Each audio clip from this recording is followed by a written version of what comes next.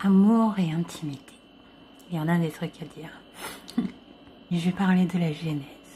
Comment ça se fait que c'est aussi flou pour tout le monde, hein? Vous pouvez pas me dire que c'est pas flou pour vous, hein. Alors là, je vous croirai pas. Vous pouvez pas me dire que vous savez très exactement ce que c'est que l'amour. Franchement, on a tendance à croire qu'on le sait. En particulier quand on est jeune. La genèse du mot amour en chacun d'entre nous dépend nécessairement de l'histoire de nos parents. Par exemple, mes parents, ils ont eu une assez chouette histoire. C'était genre un grand hasard, quoi.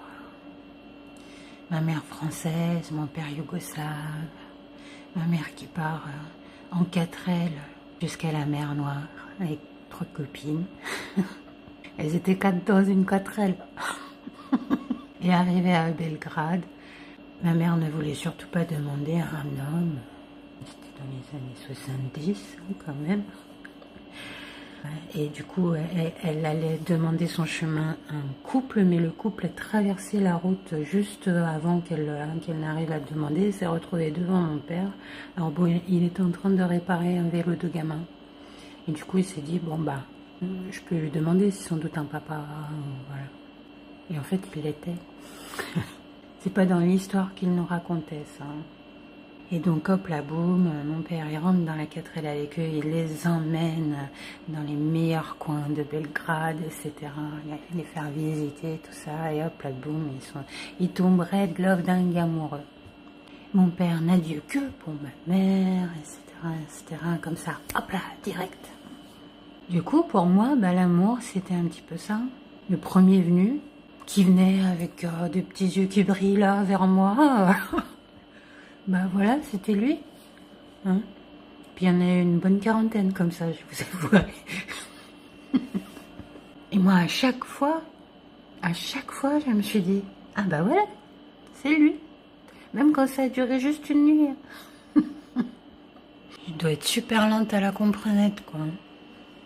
Mais en tout cas, que ça n'ait duré qu'une nuit ou 5 ans, ça n'était pas l'histoire que mes parents m'ont racontée. L'histoire que mes parents m'ont racontée, c'était une belle histoire de prince et de princesse à la Disney.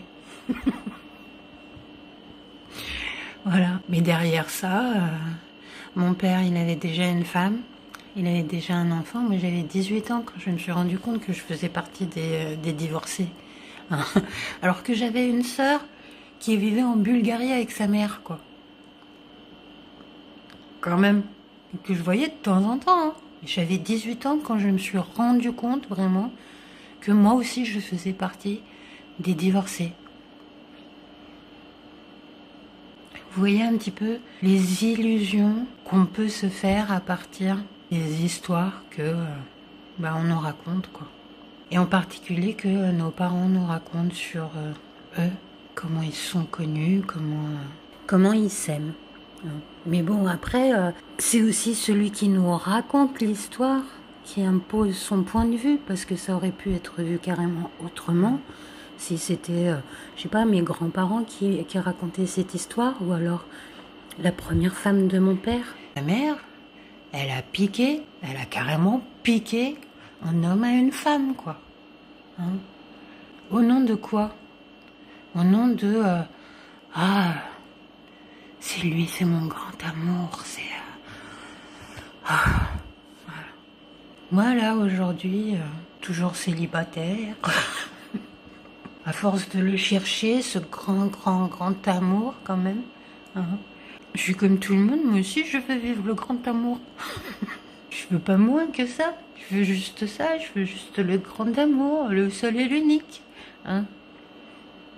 Mais ça ne marche pas comme ça, en fait.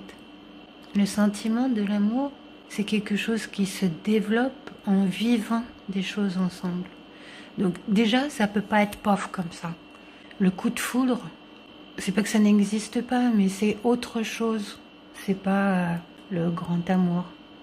C'est de la chimie, certes, mais on peut avoir un coup de foudre pour quelqu'un qui ne va absolument pas nous faire du bien, qui au contraire va nous empêcher d'être authentiques.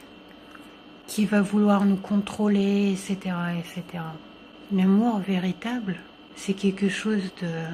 Bon, je peux pas en parler parce que je l'ai pas vécu, mais c'est quelque chose qui se fait dans l'expérience de vie. À force de se comprendre, à force de vivre des choses ensemble, à force de résoudre des problèmes ensemble, à force de... Ça se fait pas sur une appli, quoi. Comme ça, paf. Et ça se fait pas non plus avec toute une liste de caractéristiques qu'on voudrait voir chez la personne. Parce que ça, c'est établir des scénarios. Et quand on établit un scénario, derrière ça, on veut toujours tout contrôler, en fait. Et puis un scénario, c'est pas la vie. La vie, c'est la surprise.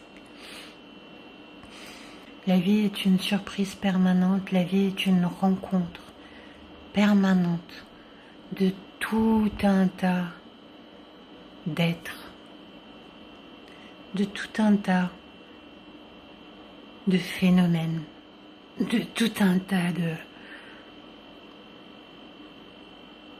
de trucs et de machins. C'est une rencontre. Et dans une rencontre, il y a juste l'ouverture. Il y a juste l'ouverture envers tout ce qui est.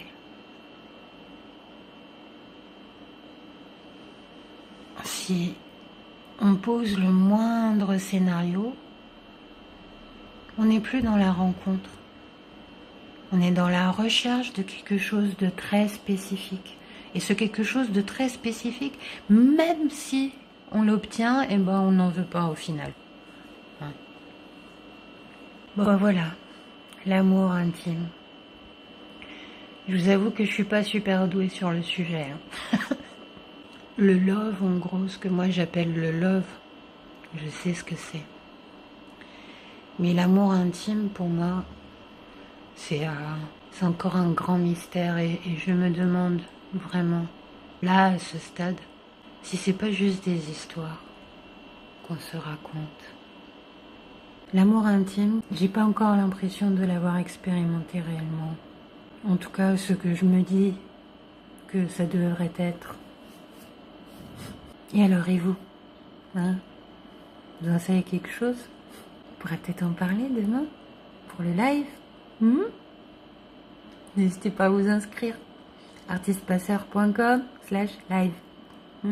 J'ai hâte de vous y rencontrer.